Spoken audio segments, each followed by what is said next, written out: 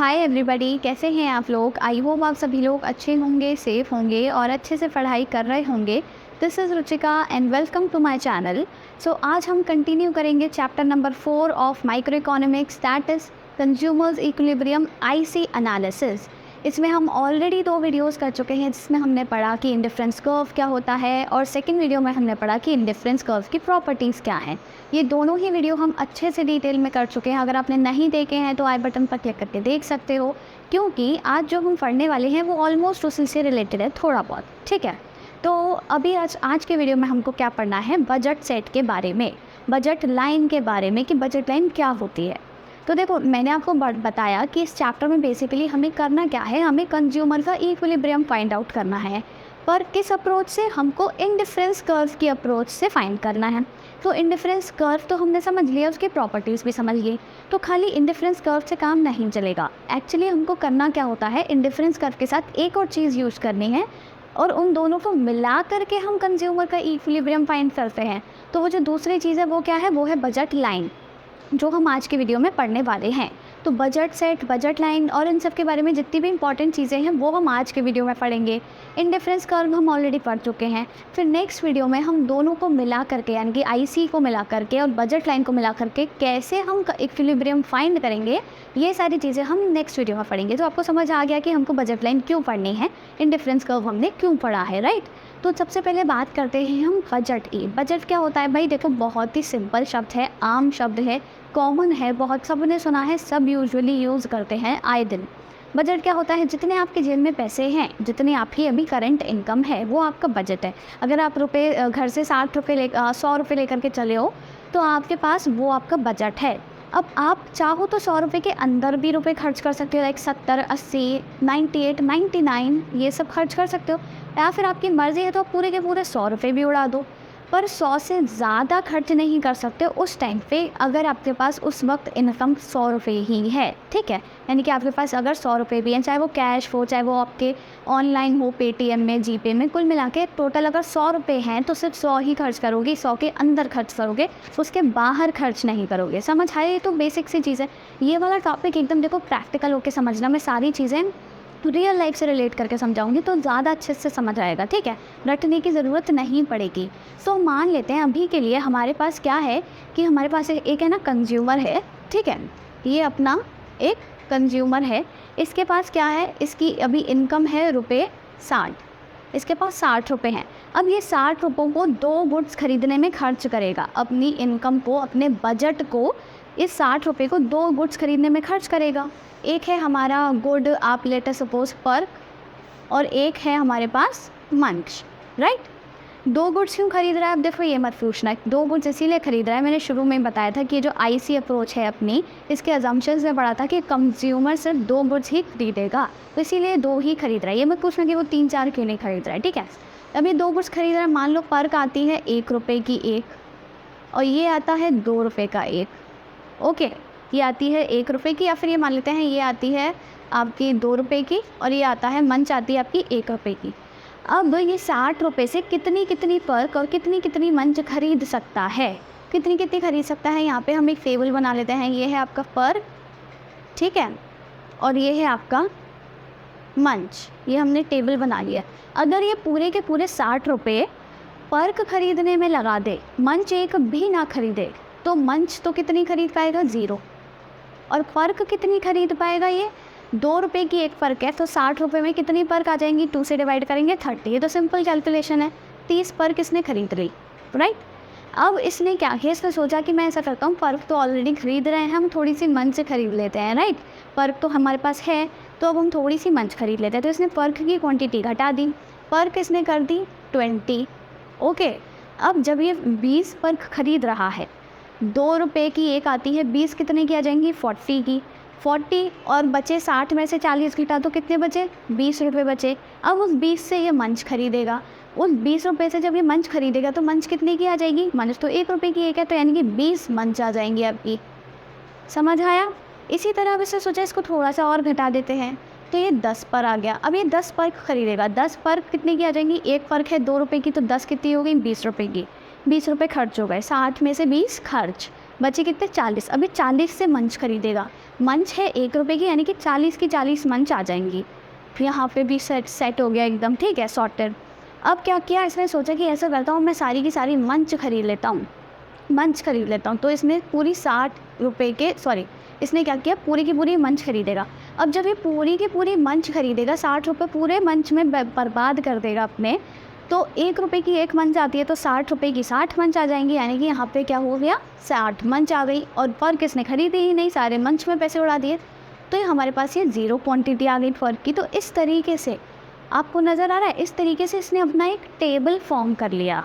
समझ आ रहा है, इसने अपने क्या किया, एक टेबल फॉर्म कर लिया कि भाई मैं अगर अपने 60 रुपये में से, अपने बजट में से इतने रुपये इस कमोडिटी पे खर्च करूँ और इतने रुपए इस कमोडिटी पे खर्च करूँ, तो मैं ये कॉम्बिनेशंस खरीद सकता हूँ।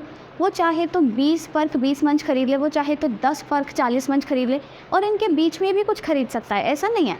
अगर वो यहाँ पे मान लो 15 पर्क खरीदे, 15 पर्क कितने के आ जाएंगे, 15 2 30, राइट, 30 रुपये खर्च हो गए, बचे कितने, 60 में से 30 गए, 30 बचे। 30 रुपये की इसको क्या लेनी है, मंच लेनी है, मंच है 1 रुपये की, तो 30 मंच आ जाएंगी।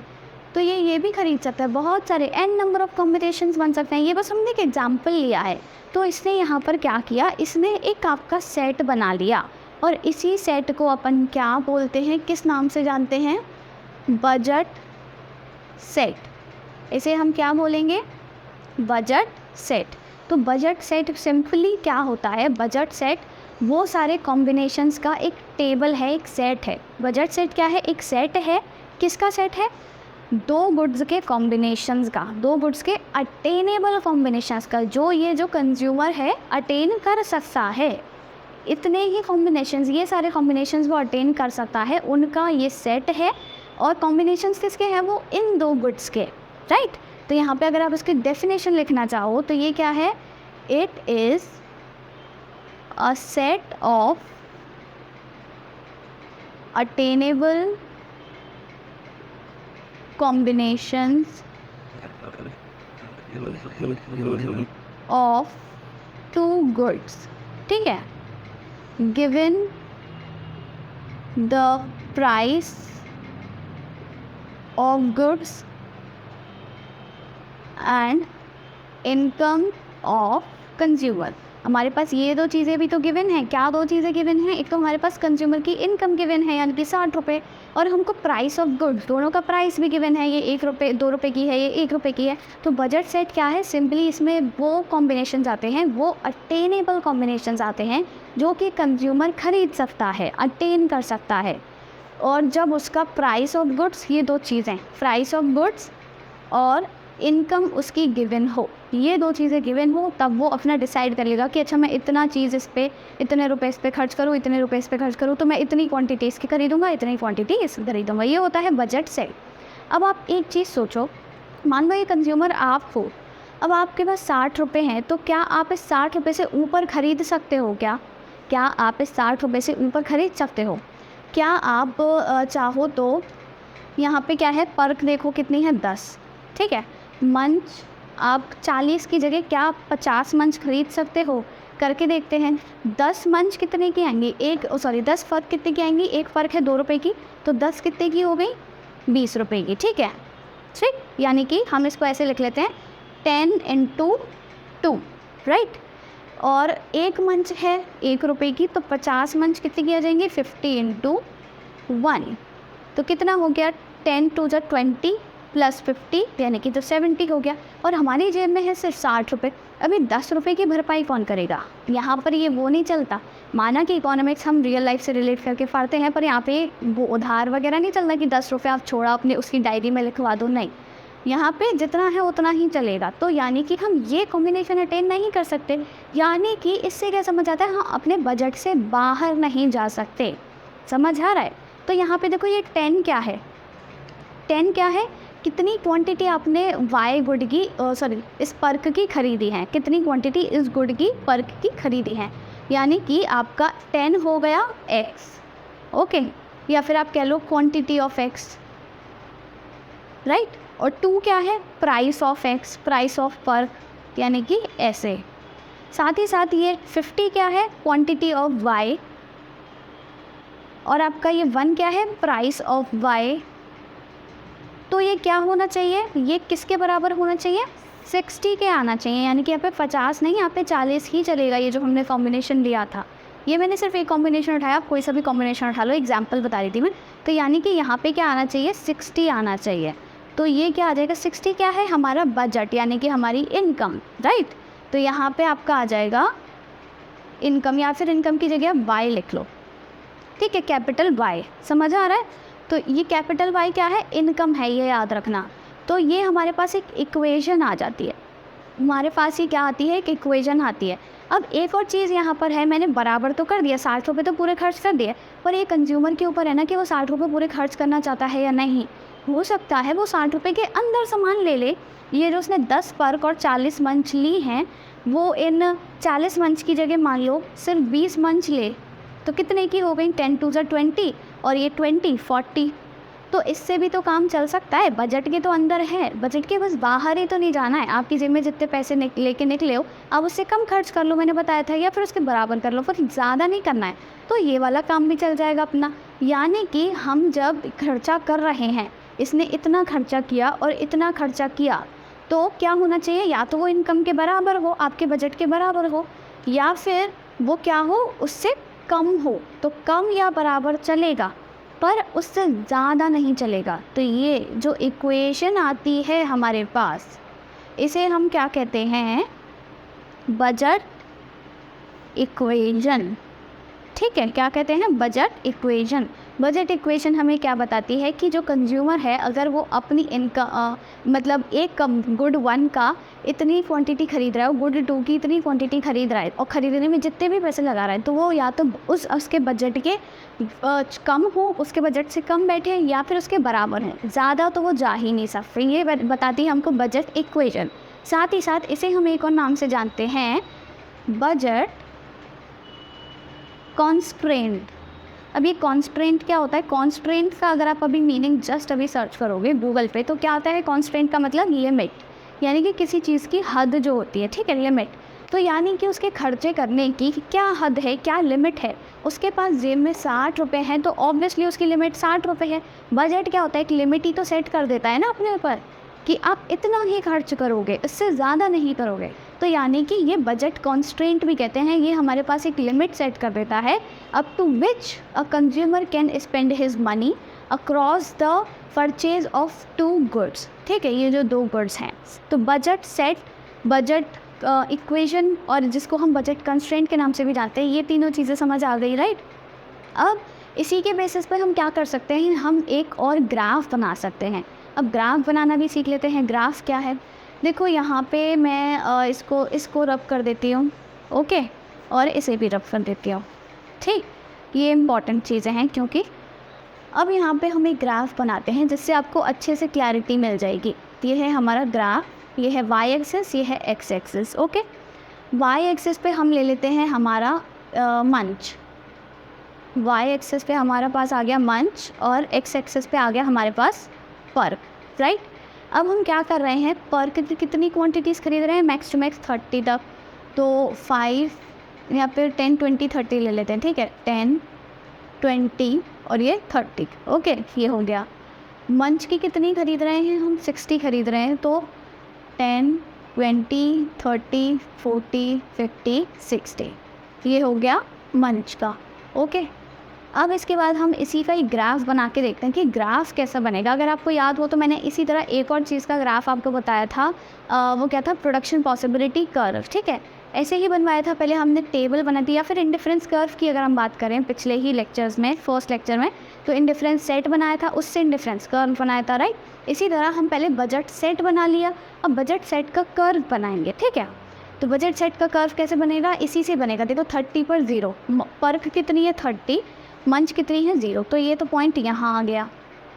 फिर आता है 20 पे 20, यानी कि इधर, ओके, ये हो गया।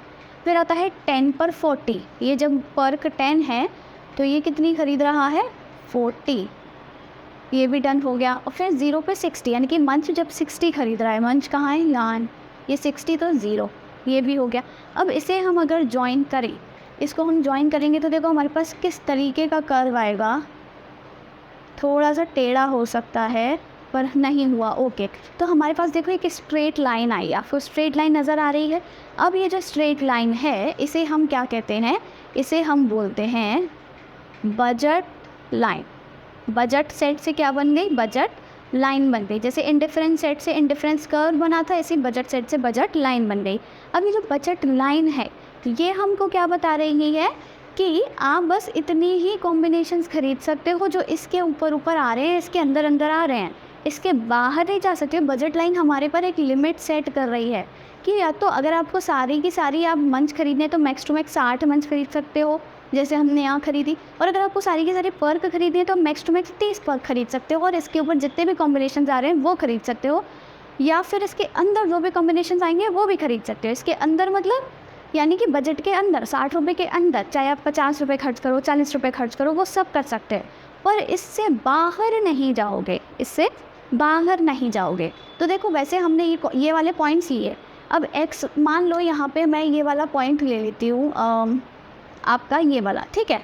ये वाला पॉइंट क्या बता रहा है हमको कि यहाँ पर हमारा ये जो मंच है ये कितनी है 25, मंच कितनी है 25, और हमारे पास पर्क कितनी आएगी, सॉरी पर मंच हमारे पास आएगी 25 और हमारे पास पर्क कितनी आएगी 15। अब हम इसको मैच करके देखते हैं।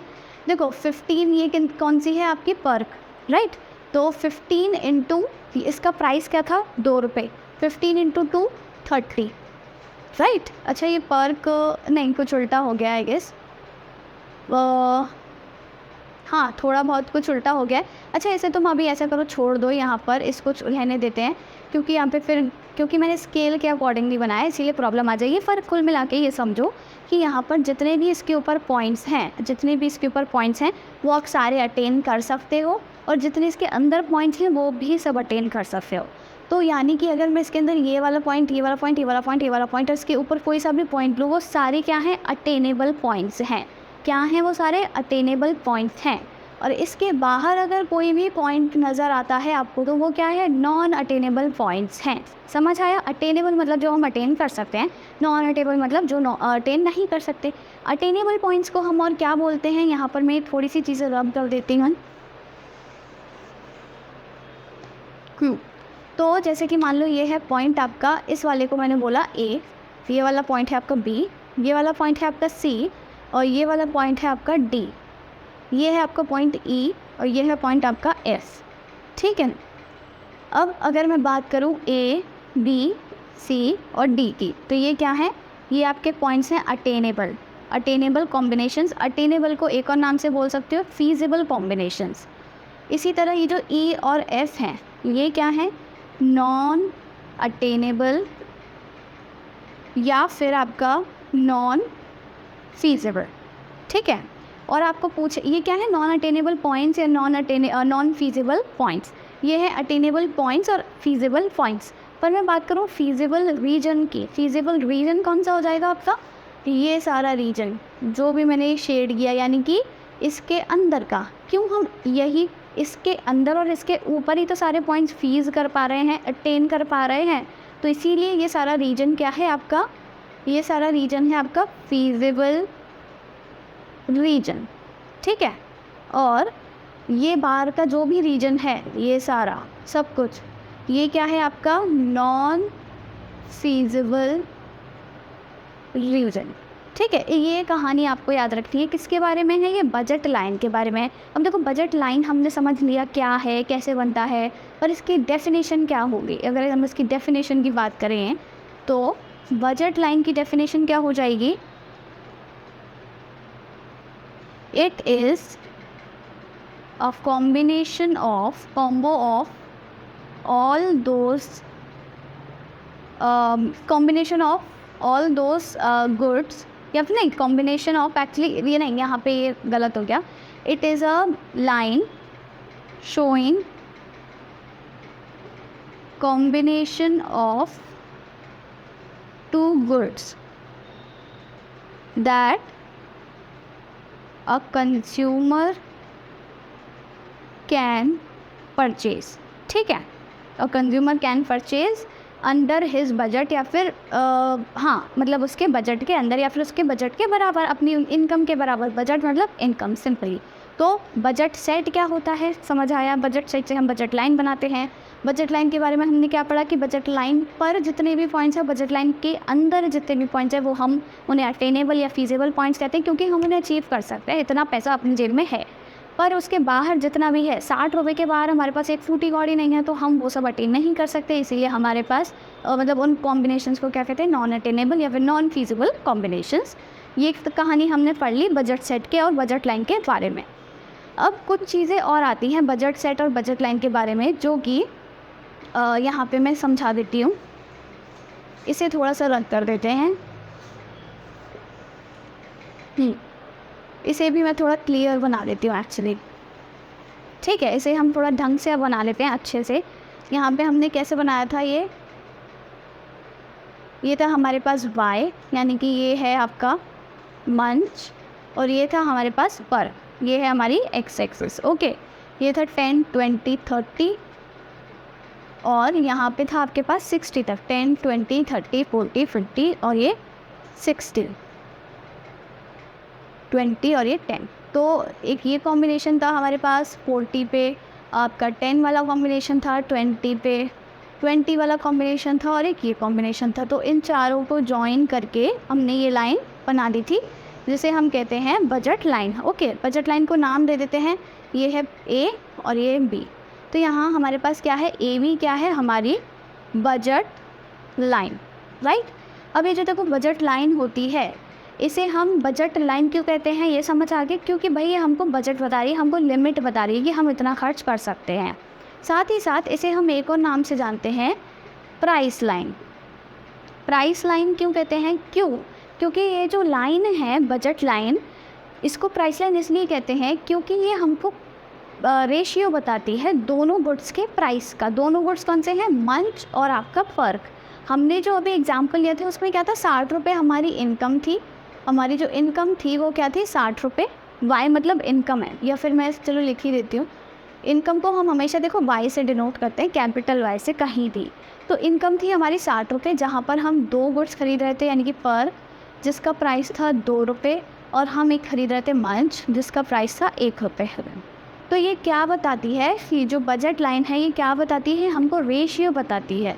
क्या बताएगी ये हमको, ratio of price of 2 goods. कैसे बताएगी, यहाँ पर आप देखो, अगर आप देखो तो जो मंच 1 रुपये का है, सॉरी जो फ़र्क 2 रुपये का है, अगर हम 2 रुपये है मेरे पास, तो मैं या तो 2 रुपये की एक फ़र्क ले लूँगी, या फिर 2 रुपये में 2 मंच ले लूँगी। समझ आ रहा है, 2 रुपये में एक तो पर्क लूँगी अगर सारी पर्क लेती हूँ, या फिर 2 रुपये में 2 मंच लूँगी। और ऐसे ही मैंने किया था, अगर मैं सारी मंच लेती हूँ तो 60 तो मंच ले लूँगी, यानी कि price of 60 Munch is equal to price of 30 Perks. यही तो है, देखो 60 मंच कितने की आएंगी, 60 × 1 60 रुपीज़ की, ठीक है। 30 पर्क कितने आएंगी, कितने की आएंगी, 30 × 2 60, यानी कि 60 रुपये की, यानी कि 60 मंच का प्राइस किसके बराबर है, 30 पर्क के प्राइस के बराबर। इसी तरह इसको थोड़ा और हम मतलब आप कह लो सिंप्लीफाई करें तो price of 2 Munch is equal to price of 1 Perk.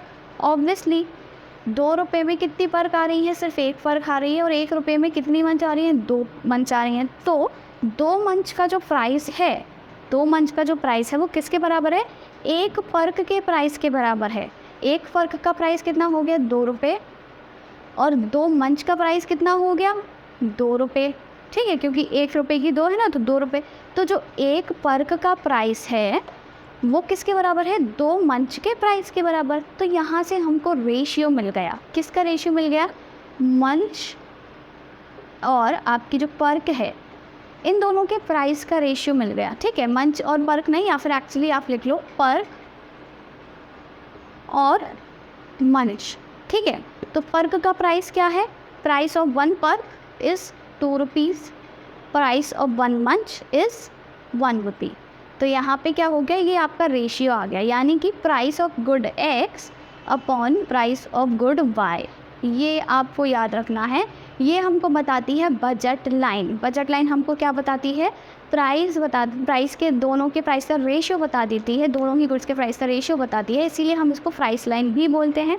और प्राइस का रेशियो क्या है ये, अब इस प्राइस के रेशियो से समझ के आ रहा है, ये जो प्राइस का रेशियो है इससे क्या समझ आ रहा है कि अगर हमको गुड वाई की एक क्वांटिटी एक्स्ट्रा ख़रीदनी है, गुड एक्स की एक क्वांटिटी एक्स्ट्रा ख़रीदनी है, तो हमको गुड वाई की 2 क्वांटिटीज़ सेक्रीफाइस करनी पड़ेंगी, तभी हम जा कर के क्या करेंगे, आपका गुड वाई ख़रीद पाएंगे। तो हमको क्या करना पड़ेगा, अगर हमको गुड एक्स ख़रीदना है तो गुड वाई की 2 क्वांटिटीज़ हमको सेक्रीफाइस करनी पड़ेंगी। समझ आया, ये यहाँ तक की कहानी समझ आ गई। इसको बजट लाइन क्यों कहते हैं, प्राइस लाइन क्यों कहते हैं, और साथ ही साथ इसका नॉन अटेनेबल कॉम्बिनेशंस क्या है, ये कहानी सॉर्टेड है सारी। अब इसके बाद हमारे पास नेक्स्ट टॉपिक आता है कि slope of budget line. Budget line का स्लोप क्या होता है। जब हम बात करेंगे बजट लाइन के स्लोप की, तो सिंपली देखो स्लोप क्या होता है, जैसे आपने इंडिफरेंस कर्व का स्लोप निकाला था, याद है, मार्जिनल रेट ऑफ सब्स्टिट्यूशन यानी कि MRX, तो ऐसे ही इसका भी स्लोप निकालना है। इसका स्लोप कैसे निकालेंगे, इसका स्लोप होता है delta Y upon delta X. ठीक है, इसका स्लोप क्या होता है, delta Y upon delta X, यानी कि जब हमने जैसे ये वाला एक कॉम्बिनेशन ले लेते हैं, ठीक है, राइट, और एक ये वाला कॉम्बिनेशन ले लिया अपन ने, तो पहले हम खरीद रहे थे ए कॉम्बिनेशन, ए तो नहीं, ए बी तो यहाँ पर ही है, हम खरीद रहे थे पहले ई कॉम्बिनेशन, अब हम खरीद रहे हैं एफ कॉम्बिनेशन, राइट। तो जब हम पहले ई कॉम्बिनेशन खरीद रहे थे तो हमारे पास मंच कितनी थी, 40, और बाद में कितनी हो गई, 20 हो गई। ठीक है, बाद में कितनी हो गई, 20 हो गई, यानी कि कितने का चेंज आया, अपने पास कितने का चेंज आया, 20 का चेंज आया। इसी तरह पहले हम ये कितनी खरीद रहे थे, पर इस वाले कॉम्बिनेशन पे थे ना, तो 10 खरीद रहे थे, अब हमने कितनी खरीदी, 20 कर दी, यानी कि 10 का डिफरेंस आया, तो यानी कि ये हो गया 10। तो कितना आया आपके पास, 2/1। तो ये जो स्लोप आया है ये 2/1 आया है। ये भी हमको क्या बताता है कि जब जब मेरे को क्या करना पड़ेगा, एक्स की एक और कमोडिटी ख़रीदनी है, यानी कि मैं एक और पर्क ख़रीदना चाहूँगी, एक्स एक्सिस पे मतलब पर्क, तो मैं एक और पर्क जब ख़रीदना चाहती हूँ तो मुझे क्या करना पड़ेगा, मंच की यानी कि वाई की 2 यूनिट्स छोड़नी पड़ेंगी, 2 यूनिट्स छोड़नी पड़ेंगी, इसीलिए यहाँ पे आपको ये स्लोप ऐसा बताता है। ठीक है, अब आपको अगर याद हो, जस्ट अभी मैंने बताया था, जो मैंने प्राइस का रेशियो निकाला था वो भी तो यही आया था, 2/1, तो याद आया आपको, यानी कि PX अपॉन PY हमारे पास क्या आया था, ये भी 2/1 आया था। तो इसका मतलब क्या होता है, ये जो स्लोप है ये किसके बराबर होता है, delta Y upon delta X, या फिर PX upon PY, PX upon PY है, या फिर हाँ PX अपॉन PY। तो ये चीज़ आपको याद रखनी है, और इस केस में इसकी वैल्यू क्या आई है, 2/1 आई है। तो अगर आपको ये रेशियो दिया हुआ है तो इसका मतलब समझ लो कि आपको स्लोप दिया हुआ। अगर आपको सिर्फ इतनी चीज़ दी हुई है, PX upon PY is equals to 2, इसका मतलब ये स्लोप है। अगर आपको ये दिया हुआ है delta Y upon delta X is equals to 2, तो यानी कि इसका मतलब ये स्लोप है। अगर आपको दोनों का प्राइस अलग अलग दिया है, जैसे कि PY आपको दिया हुआ है 10 और आपको PX दिया हुआ है 50 एक्चुअली, तो आप क्या कर सकते हो, आपको इससे पूछे कि स्लोप निकालना है, तो आप क्या करोगे, आपको याद है कि भाई स्लोप क्या होता है, PX अपॉन PY होता है, तो आप क्या करोगे, 50/10 कर दोगे, तो यानी कि ये आ गया आपका स्लोप। इससे क्या समझ आता है कि जब जब मैं 1 यूनिट खरीदूंगी एक्स की एक्स्ट्रा, तो मुझे वाई की 5 यूनिट्स छोड़नी पड़ेंगी। यहाँ पे जब मैं 1 यूनिट एक्स की एक्स्ट्रा खरीदूंगी तो मुझे 2 यूनिट्स वाई की छोड़नी पड़ेंगी।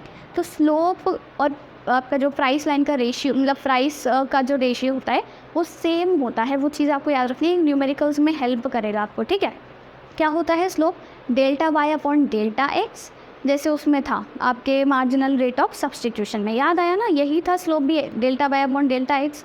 तो ये क्या होता है, delta Y upon delta X is equal to PX upon PY। उल्टा है, यहाँ नीचे एक्स है, यहाँ ऊपर एक्स आएगा, ये याद रखना है। ओके, यहाँ ऊपर वाई है, यहाँ नीचे वाई आएगा, ये समझ आ गया। अब एक और पॉइंट आता है यहाँ पे कि जो बजट लाइन है इसके बारे में 1-2 चीज़ें आती हैं कि एक तो ये क्या है, डाउनवर्ड स्लोपिंग है, ठीक है, डाउनवर्ड स्लोपिंग है। साथ ही साथ ये क्या है, एक स्ट्रेट लाइन है। ये दो चीज़ें याद रखनी है। बजट लाइन क्या होती है, एक तो ये स्ट्रेट लाइन होती है और दूसरी ये डाउनवर्ड स्लोपिंग होती है।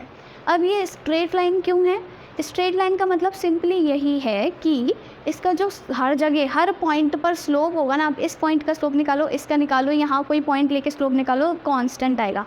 अगर आपको याद हो इंडिफरेंस कर्व में मैंने जो स्लोप निकलवाया था, ऐसे होता है ना इंडिफरेंस कर्व, तो मैंने यहाँ ऐसे करके स्लोप निकलवाया था, याद है आपको? स्लोप हर पॉइंट पे अलग अलग आ रहा था और डिक्रीजिंग डिमिनिशिंग आ रहा था।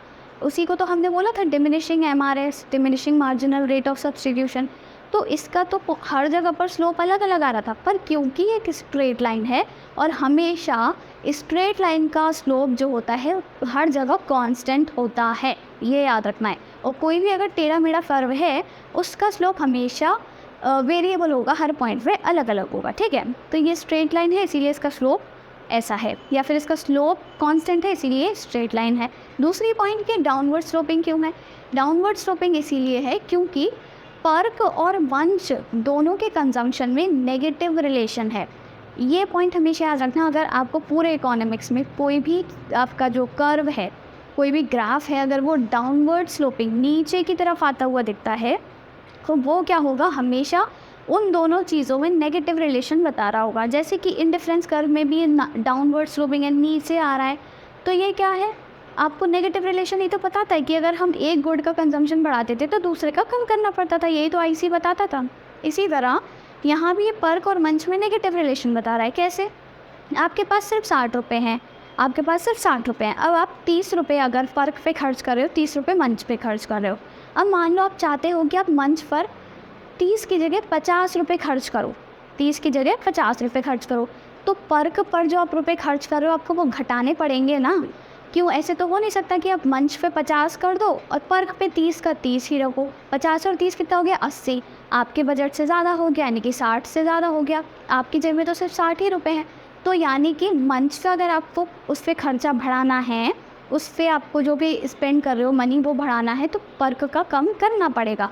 यानी कि अगर एक चीज़ बढ़ेगी तो दूसरी चीज़ घटेगी, और इन दोनों में क्या है, इसीलिए पर्क और मंच में क्या है, नेगेटिव रिलेशन है। जब हमने मंच की क्वांटिटीज़ डिक्रीज़ करी तभी तो पर्क की क्वांटिटीज़ बढ़ाई, समझ आ रहा है? इसीलिए इन दोनों में नेगेटिव रिलेशन होता है, और जिन भी दो चीज़ों में नेगेटिव रिलेशन होता है उनका कर्व हमेशा डाउनवर्ड स्लोपिंग होगा। ये सारी चीज़ें बजट लाइन के बारे में पॉइंट्स याद रखने हैं। अभी दोबारा से जल्दी से रिकॉल कर लो क्या क्या मैंने पढ़ाया बजट लाइन के बारे में। देखो बजट लाइन के बारे में मैंने क्या क्या पढ़ाया। बजट लाइन क्या होता है, दो गुड्स का कॉम्बिनेशन का ये लाइन होता है जो हम खरीद सकते हैं given our income and the prices of two goods. साथ ही साथ ये एक स्ट्रेट लाइन होती है और ये डाउनवर्ड स्लोपिंग होती है। मैंने क्यों होती है ये जस्ट मैंने अभी बताया है। बजट लाइन को हम और किस नाम से जानते हैं, प्राइस लाइन से, क्योंकि हमको दोनों गुड्स के प्राइस का कॉम्बिनेशन, दोनों गुड्स के प्राइस का रेशियो बताती है। इसका स्लोप क्या होता है, delta Y upon delta X, और जो स्लोप होता है वही प्राइस के रेशियो के इक्वल होता है, यानी कि P X upon P Y. यहाँ पे नीचे डेल्टा एक्स है, यहाँ पे पी एक्स ऊपर है, यहाँ पे वाई ऊपर है, यहाँ पे वाई नीचे है, ये याद रखना है। ये जो स्लोप की वैल्यू आती है इसका मतलब क्या है कि अगर मैं एक एक्स की कमोडिटी एक्स्ट्रा खरीदना चाहती हूँ तो दो वाई की कम करनी पड़ेंगी। जैसे यहाँ पे अगर एक एक्स एक्स्ट्रा खरीदना चाहती हूँ तो वाई की 5 क्वांटिटी मुझे कम करनी पड़ेंगी। ये हमको बताता है स्लोप। और साथ ही साथ हमने इक्वेशन पढ़ी थी, बजट इक्वेशन क्या थी, आपका P1 इंटू मतलब PX into Q X plus PY into Q Y less than और इक्वल टू बजट या फिर इनकम। क्योंकि हम कितना खरीद सकते हैं, सिर्फ या तो बजट के बराबर या फिर बजट के अंदर, पर बजट से ज़्यादा नहीं खरीद सकते। यहाँ तक की कहानी आई एम श्योर कि आपको सबको क्लियर हो गई होगी। अब इसके बाद हमको बजट लाइन के बारे में कुछ इम्पॉर्टेंट चीज़ें पढ़नी हैं। वो इम्पॉर्टेंट चीज़ें आपके हमेशा काम आने वाली हैं और अभी भी काम आएंगी, ठीक है। क्या क्या चीज़ें हैं, देखो बजट लाइन का आपका डायग्राम कैसा होता है, ऐसा होता है, ठीक है। ये आपकी बजट लाइन है, ये आपकी बजट लाइन है ना। बजट लाइन का नाम क्या रख देते हैं, ए और बी।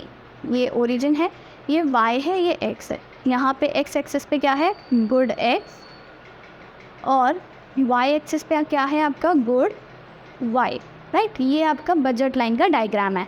अब बजट लाइन क्या कर सकती है, बजट लाइन शिफ्ट कर सकती है, बजट लाइन रोटेट कर सकती है। क्या कर सकती है बजट लाइन?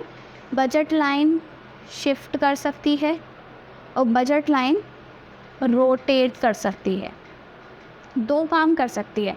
अब ये दोनों ही काम किस किस वजह से करेगी ये समझो।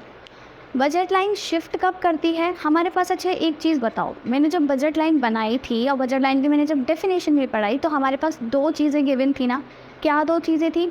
एक तो आपका कंज्यूमर की इनकम और एक आपका जो दोनों गुड्स हैं उनका प्राइस, यानी कि प्राइसेस ऑफ गुड्स और इनकम ऑफ द कंज्यूमर। ये दो चीज़ें गिवन थी, यानी कि इन्हीं दोनों चीज़ों में जब चेंज होगा तभी हमारी जो बजट लाइन है या तो वो शिफ्ट करेगी या फिर वो रोटेट करेगी। अब किस वजह से शिफ्ट करेगी और किस वजह से रोटेट करेगी ये समझो। बहुत इजी टॉपिक है, समझ लोगे ना समझ आ जाएगा। अभी लग रहा है टफ है थोड़ा। तो बजट लाइन शिफ्ट कब करती है? Due to change in income. जब इनकम अगर कंज्यूमर की चेंज होती है तो बजट लाइन शिफ्ट करती है। और रोटेट कब करती है? Due to changes in price of any of two goods. दोनों में से किसी का भी अगर प्राइस चेंज होता है तो हमारी बजट लाइन शिफ्ट रोटेट करती है। पर अगर बजट लाइन शिफ्ट कर रही है इसका मतलब क्या है कि इनकम चेंज हो रही है। इनकम चेंज होने से शिफ्ट होगी, प्राइस चेंज होने से रोटेट होगी। ठीक है, बस ये दो टर्म याद रखो, इनकम से शिफ्ट होगी, प्राइस से रोटेट होगी। अब कैसे होगी ये समझो। पहले हम इनकम की बात कर लेते हैं। ठीक है, ये जो देखो, ये इसको देखो पहले, मैंने ये जो बनाया है ये किस बेसिस पे बनाया था कि मेरे पास 60 रुपये थे। इससे पहले वाले एग्जाम्पल की अगर मैं बात करूँ तो मेरे पास 60 रुपये थे। ठीक है, या फिर मैं ऐसा करती हूँ शॉर्ट में बना कर ही दिखा देती हूँ। यहाँ पे इससे पहले वाला कर्व हमने कैसे बनाया था, देखो यहाँ पे क्या था, 60 रुपये थे, इधर यहाँ पे 30 था और ऐसे हमने बजट लाइन बनाई थी नहीं, राइट। यानी कि मैं क्या कर रही थी, वो सारे ही कॉम्बिनेशंस खरीद सकती थी जो कि 60 रुपये तक आते हैं, 60 रुपये के अंदर आते हैं। पर अब क्या हुआ, मेरी इनकम बढ़ गई, मान लो 60 से 120 हो गई। अब जब मेरी इनकम बढ़ेगी तो ऑब्वियसली मैं क्या करूँगी, ज़्यादा सामान खरीदूँगी। तो मैं क्या कर सकती हूँ, यहाँ पे ये जो मैं मंच खरीद रही थी और यहाँ पे जो मैं पर्क खरीद रही थी, मैं मंच भी ज़्यादा खरीद सकती हूँ, पर्क भी ज़्यादा खरीद सकती हूँ। मुझे नहीं पता मैं कौन सी चीज़ कितनी ज़्यादा खरीदूँगी, उससे मतलब भी नहीं है। आप बस अपने दिमाग में क्या रखो, इनकम बढ़ी तो हम ज़्यादा खर्च करेंगे। अब आप 60 रुपये लेके चले थे पहले, तो आपने 60 रुपये सारे उड़ा दिए। आपने 40 रुपये मंच पे खर्च कर लिए, 20 रुपये फ़र्क पे खर्च कर लिए। पर अब आप पापा ने आपको क्या अगली बार 120 रुपये दिए। तो पहले आप क्या कर रहे थे, 60 में से 40 मंच पे खर्च कर रहे थे और 20 फ़र्क पे खर्च कर रहे थे। पर इस बार आपको पापा ने 120 रुपये दिए। तो अब आप क्या करोगे, यहाँ पे मान लो 70 रुपये तो आप मंच पे खर्च कर दोगे और बचे हुए 50 रुपये आप पर्क पे खर्च कर दोगे। यानी कि आपने दोनों का ही देखो क्वांटिटी इंक्रीज़ कर दी। और किसकी वजह से, आपके ये है आपका जो बजट है इसकी वजह से। यानी कि जब इनकम बढ़ती है, जब आपकी इनकम बढ़ती है तो बजट लाइन क्या करती है, आगे की तरफ शिफ्ट हो जाती है। कहाँ? आगे की तरफ शिफ्ट हो जाएगी ऐसे। तो हमारे पास पहले जो ए बी बजट लाइन थी, अब वो कौन सी हो गई, नई, ए डैश और बी डैश। इसी तरह मान लो अब आपके पापा आपको क्या कर रहे हैं, अगले चक्कर में 30 रुपये ही दें, कम दे दें, 30 नहीं या फिर मान लो 20 दे दें, कितने भी, ठीक है, कम दे। तो आप क्या करोगे, 10 की मंच खरीदोगे, 10 की फ़र्क, या फिर कितनी भी, मान लो 15 की मंच खरीदी और 5 की फ़र्क खरीदी, तो कुल मिला के दोनों की क्वांटिटी कम तो हो गई ना। तो आपने क्या किया, यहाँ पे पहले 60 आप मंच खरीद रहे थे, अब कितनी खरीद रहे हो, 15। तो यानी कि कहीं यहाँ पर आ गए। इसी तरह पहले 30 पर्क खरीद रहे थे, तो अब आपने क्या किया, 5 ही पर्क खरीद रहे हो, तो कहीं यहाँ आ गया। ठीक है, तो इस तरीके से आपकी बजट लाइन अंदर की तरफ शिफ्ट हो जाएगी। तो ये हो गया आपका जब इनकम डिक्रीज़ होती है। तो इनकम इंक्रीज़ होगी तो क्या होगा, budget line right word shift होगी। जब इनकम इंक्रीज इन इनकम तो क्या होगा, बजट लाइन कहाँ शिफ्ट होगी, राइट वर्ड, यानी कि ऊपर बढ़ जाएगा, हमारा बजट ऊपर बढ़ गया। ये समझ लो ये बजट है तो बजट ऊपर बढ़ गया। और जब इनकम डिक्रीज़ होती है यानी कि हमारा बजट कम हो गया, तो ऑब्वियसली ये जो बजट लाइन है ये अंदर शिफ्ट हो जाएगी, यानी कि लेफ्टवर्ड। तो ये तो सिंपल था, इतनी सी चीज़ें याद रखनी है। जब बजट बढ़ जाए, इनकम बढ़ जाए तो आगे सरका देना है, और जब बजट कम हो जाए तो पीछे ले आना है। साथ ही साथ एक चीज़ याद रखनी है कि जो शिफ्ट होता है ये पैरेलल शिफ्ट होगा, पैरेलल शिफ्ट होगा। ऐसे नहीं है कि अगर ऐसे था पहले बजट लाइन तो आपने थोड़ा ऐसे शिफ्ट कर दिया, ना ना ना, ये नहीं चलेगा।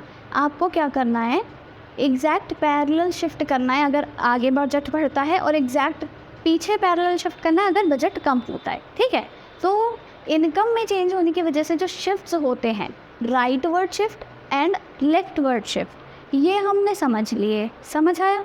अब हम बात करेंगे प्राइस में जो चेंज होता है उसकी वजह से जो रोटेट होती है बजट लाइन, वो कैसे होती है, ये भी समझना ज़रूरी है।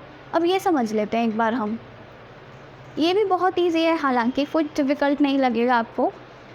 यहाँ पे अब क्या है, देखो हमारे पास आपका ये है बजट लाइन, अगेन ये है वाई एक्सिस, ये है एक्स एक्सिस, और ये अभी आपका बजट है, ठीक है। ये है 60 और ये है 30, 60 और 30। ये 60 और 30 क्या है आपका, 60 और 30 क्या है, यानी कि ये जो वाई पे कमोडिटी है, वाई कमोडिटी है, और ये जो एक्स कमोडिटी है, एक्स की आप 30 क्वांटिटीज़ खरीद रहे हो, वाई की आप 60 क्वांटिटीज़ खरीद रहे हो, यानी कि 60 वाई और 30 एक्स खरीद रहे हो, ओके। अब आपने क्या करना है, मान लेते हैं इसमें 4 केसेस होते हैं, सिंपली 4 केसेस होते हैं। प्राइस में जब चेंज होगा किसी भी चीज़ की में, तो कैसे चेंज होगा, या तो प्राइस बढ़ेगा या फिर घटेगा, इन दोनों में से कोई ऑप्शन हो सकते हैं। तो हमारे पास 4 केसेस कौन से हो गए, या तो एक्स का प्राइस बढ़े, गुड एक्स जो है उसका प्राइस बढ़े, या फिर गुड एक्स का प्राइस घटे। एक केस तो ये, मतलब 2 केस तो ये हो गए। तो तीसरा केस क्या है, वाई का प्राइस बढ़े या फिर वाई का प्राइस घटे। तो इसमें 4 केसेस हैं। इनकम में सिर्फ 2 केसेस थे, क्योंकि इनकम एक ही थी, या तो वो आगे बढ़ेगी या फिर वो कम होगी। पर यहाँ पे क्या है, 2 गुड्स हैं, तो दोनों के ही प्राइस एक एक बार बढ़ेंगे, एक एक बार घटेंगे। तो 4 केसेस हो गए, ओके। अब क्या होता है, सबसे पहले हम एक्स का प्राइस बढ़ाते हैं। एक्स का प्राइस मान लो बढ़ जाता है, मान लो आप कोई चीज़ पहले किसी चीज़ का प्राइस था 50 रुपये, ठीक है। आप मान लो एक रजिस्टर लेने गए हो, उसका प्राइस है 50 रुपये। तो आपने क्या किया, 50 रुपये का एक रजिस्टर, 50 रुपये के नहीं, 50 रुपये के 2 रजिस्टर लेकर आ गए। कितने रुपए के हो गए, 100 रुपये के हो गए। अब मान लो उस रजिस्टर का प्राइस बढ़ गया, 50 की जगह वो रजिस्टर आने लगा 100 का। तो पहले आप 50 रुपये के एक रजिस्टर का, जब 50 रुपये का एक रजिस्टर था तो आप 2 रजिस्टर लेके आ रहे थे 100 रुपये के अंदर। पर अब वो क्योंकि खुद ही एक 100 का हो गया, तो आप एक ही लेकर आओगे ना, ऑब्वियसली आप कम लेकर के आओगे। मतलब जब किसी चीज़ का प्राइस बढ़ जाता है तो हम उसका कंजम्पशन थोड़ा कम कर देते हैं ना, उसकी क्वांटिटी कम कर देते हैं। अगर किसी चीज़ के प्राइस बढ़ते जा रहे हैं तो हम सोचते हैं नहीं यार थोड़ा कम खरीद लेते हैं, होता है ना। और जब किसी चीज़ का प्राइस बढ़ता है तो इसका प्राइस, एक्स का प्राइस जब बढ़ा तो हम क्या करेंगे, उसकी जो क्वांटिटीज़ हैं जो हम खरीद रहे हैं वो कम खरीदेंगे ऑब्वियसली। तो x की बात हो रही है अभी, तो x एक्सिस पर देखो, सिर्फ x एक्सिस पर देखो क्या हो रहा है। x की पहले हम 30 क्वांटिटी खरीद रहे थे, प्राइस बढ़ गया तो अब हम कम क्वांटिटी खरीदेंगे, और जब कम क्वांटिटी खरीदेंगे तो 30 के थोड़ा इधर पे ही आएगा ऑब्वियसली। तो मान लो यहाँ पर आ रहा है, तो हम क्या करेंगे, बजट लाइन को ऐसे रोटेट कर देंगे। अब हमने यहाँ से क्यों नहीं शिफ्ट किया, क्योंकि अभी हमने y में कितना चेंज हुआ है, y के प्राइस में उसकी बात नहीं कर रहे हैं, हम सिर्फ x की बात कर रहे हैं। तो ये ऐसा हो जाएगा। इसी तरह मान लो क्या हो कि x का प्राइस अब बढ़ जाए, सॉरी पहले तो बढ़ा था, अब x का प्राइस कम हो जाए। तो पहले हम क्या कर रहे थे, 60 y की क्वांटिटी खरीद रहे थे, 30 x की खरीद रहे थे। जब x का प्राइस कम हो गया तो कोई चीज़ अगर सस्ती हो जाती है तो हम सोचते हैं जल्दी जल्दी और खरीद लेते हैं, तो हम उसकी क्वांटिटी बढ़ा देंगे। हमने क्वांटिटी बढ़ा दी तो 30 की जगह ज़्यादा खरीदेंगे। ज़्यादा कहाँ आएगी, आगे तो आएगी 40, 50, 60 ऐसे करके। तो यहाँ कहीं मान लो खरीदने लग गए, तो ये हो गया आपका बजट लाइन आगे की तरफ शिफ्ट। इसको मैं थोड़ा दूसरे कलर से बनाती हूँ, ये ठीक है। तो पहले क्या हुआ, आपका अंदर की तरफ शिफ्ट हुआ, इनवर्ड रोट शिफ्ट नहीं, रोटेट। शिफ्ट तो इनकम में था, इनकम के चक्कर में ये रोटेट हुई। तो पहले तो इनवर्ड रोटेट हुई एक्स एक्सिस पर, ऑन एक्स एक्सिस। अब क्या हुई, आउटवर्ड रोटेट हुई ऑन एक्स एक्सिस। तो यानी कि जब x का प्राइस बढ़ेगा, अब इसे हटा दो, यानी कि जब x का प्राइस बढ़ेगा तो जो आपकी बजट लाइन है, budget line rotates inwards on x axis. ठीक है, क्योंकि x की बात हो रही है, x के प्राइस की, तो x एक्सिस पर ही रोटेट होना है उसने। इसी तरह जब x का प्राइस कम होगा तो हम क्या करेंगे, ज़्यादा खरीदेंगे। देखो ये स्टोरी याद रखो, x का प्राइस कम। अब आपको ये नहीं याद रखना है कि कब प्राइस बढ़ा तो कहाँ ये शिफ्ट होगा, कहाँ रोटेट होगा, नहीं, कॉन्सेप्ट याद रखो कि x का प्राइस बढ़ा तो ठीक है, हमने क्वांटिटी कम कर दी, क्वांटिटी कम कर दी तो हम पीछे की तरफ चले जाएंगे, तो हमने ऐसे कर दिया। इसी तरह ये याद रखो कि x का प्राइस जब घटा तो हमने क्या किया, क्वांटिटी थोड़ी बढ़ा दी, हम ज़्यादा खरीदेंगे, कोई चीज़ हमको सस्ती मिल रही है तो प्राइस घट गया, सस्ती मिल रही है, हमने क्वांटिटी बढ़ा दी। क्वांटिटी बढ़ा दी तो क्या होगा, BL रोटेट्स, BL मतलब budget line rotates outwards on y नहीं, एक्चुअली x एक्सेस, क्योंकि अब हम भी x की बात कर रहे हैं। अब सिमिलरली y की बात कर लेंगे, y में भी यही हो जाएगा। y में क्या होगा, मान लो y का प्राइस एक बार बढ़ा, y का प्राइस बढ़ा तो मैं यहाँ शॉर्ट में छोटा सा बना के दिखाती हूँ आपको। ये है हमारा पहले का बजट लाइन ओरिजिनल। अब क्या हुआ, y का प्राइस बढ़ा है, y वाली कमोडिटी सस्ती मिल रही है तो यानी कि y पर रोटेशन होगा, y एक्सेस पर। अब x को छोड़ दो, तो y कमोडिटी का प्राइस बढ़ा, y हमको महंगा मिल रहा है तो हम क्या करेंगे, अब थोड़ी इसकी क्वांटिटी कम करेंगे। क्वांटिटी कम करेंगे तो पहले अगर हम 60 खरीद रहे थे तो थोड़ा नीचे आ जाएंगे, यानी कि यहाँ पर कहीं आ जाएंगे, तो क्या होगा, आपकी बजट लाइन अंदर शिफ्ट हो जाएगी, यानी शिफ्ट नहीं, रोटेट, अंदर रोटेट हो जाएगी। तो क्या होगा, budget line rotates inward on y axis. Similarly इसी की तरह मैं कहाँ बनाऊँ, यहाँ पे देखो, या फिर इसी पे बना देती हूँ, इस वाले पे। ये है हमारा, यहाँ पे हम कितना खरीद रहे हैं, y 60, यहाँ पे हम b खरीद रहे हैं 30। अब क्या हुआ, y का प्राइस आपका कम हो गया, y का प्राइस कम हुआ, यानी कि y हमें सस्ता मिल रहा है, y सस्ता मिल रहा है तो हम सोचते हैं और ख़रीद लें, और ख़रीदेंगे तो उसकी क्वांटिटी बढ़ाएंगे, 60 से ऊपर ले जाएंगे। तो यानी कि यहाँ मान लो कहीं x का तो कुछ छेड़छाड़ करनी नहीं है, तो क्या हो जाएगा, आपकी बजट लाइन ऐसे करके यहाँ पर इधर रोटेट हो जाएगी, यानी कि ऊपर की तरफ, और ये कहाँ होगी, अंदर की तरफ। ठीक है, तो इसको इनवर्ड ना करके एक्चुअली आप कर लो, यहाँ पे डाउनवर्ड हुई थी ना, तो आप इसको यहाँ पे लिख लो डाउनवर्ड, और यहाँ पर क्या लिख लोगे, BL रोटेट्स अपवर्ड। ठीक है, अपवर्ड ऑन y एक्सिस। तो ये चीज़ आपको याद रखनी है। ये कब है, ये वाला कब है, अगर आपको अब ये डायग्राम पूछे ये कब होगा, ये किस केस में है, तो आपको डायग्राम समझना है। पहले देखो क्या हुआ है, x एक्सिस से रोटेट हुई है, यानी कि x के प्राइस में चेंज आया है। पहले तो क्या चेंज आया है, हमने x की क्वांटिटी कम कर दी है, 30 से पीछे आ गए हैं। कम कब करेंगे, जब प्राइस बढ़ेगा, यानी कि इस केस में x का प्राइस बढ़ गया है। मैं इसका पूछूँ तो क्या हुआ है, y में चेंज आया है, हमने y में छेड़छाड़ करी है y एक्सिस पे, यानी कि y के प्राइस में चेंज आया है। y के प्राइस में क्या से चेंज आ गया, हमने क्या किया, क्वांटिटी कम कर दी है। कम क्यों करे होंगे, क्योंकि प्राइस बढ़ गया होगा, तो यानी कि यहाँ पे y का प्राइस बढ़ गया। इसी तरह यहाँ पे देखें तो क्या हो रहा है, y की एक्सिस पर चेंज आई है, यानी कि y के प्राइस में चेंज आया होगा। y के प्राइस में क्या चेंज आया, y की क्वांटिटी हमने बढ़ाई है। और बढ़ाते कब हैं, जब हमें कोई चीज़ सस्ती मिल रही है तभी तो हम ज़्यादा खरीदेंगे। तो हमने क्या किया, यहाँ पे पता चल गया कि y का प्राइस कम हो गया। इसी तरह आप खुद से आइडेंटिफाई कर सकते हो। ये इंपॉर्टेंट है, याद रखना है कि इनकम में जब चेंज होगा तो शिफ्ट होगा, और पैरेलल शिफ्ट होता है वो, और जब प्राइस में चेंज होगा तो रोटेशन होता है। ये सारी चीज़ें आपको बजट लाइन के बारे में याद रखनी है, और इसके अलावा एक्स्ट्रा कोई भी चीज़ नहीं है जो आपने याद रखनी है। सो या that's all for this video. I hope आपको वीडियो अच्छा लगा होगा। थोड़ा सा वीडियो हो सकता है लॉन्ग हो गया हो, बट ये पूरा ही कॉन्सेप्ट आपको एक ही वीडियो में समझाना बहुत ज़रूरी था, क्योंकि नहीं एक वीडियो में कवर होता तो ऑब्वियसली कन्फ्यूजन होता ही होता, राइट। सो इसी के लिए जल्दी से वीडियो को शेयर कर दें अपने फ्रेंड्स के साथ, और लाइक कर दें अगर आपको सारी ही चीज़ें अच्छे से समझ आई हैं तो। एंड येस, अगर आप कोई भी प्रॉब्लम है, क्वेरी है, तो आप मुझे इस वीडियो के नीचे कमेंट कर सकते हो, या फिर पर्सनली मुझसे पूछ सकते हो ऑन माय इंस्टाग्राम पेज। उसका लिंक आपको जो उसका यूज़र नेम है वो स्क्रीन पर नज़र आ रहा होगा। सो अगर अभी तक आपने वीडियो को लाइक नहीं किया है तो जल्दी से लाइक भी कर दें and do not forget to subscribe to my channel. Thank you.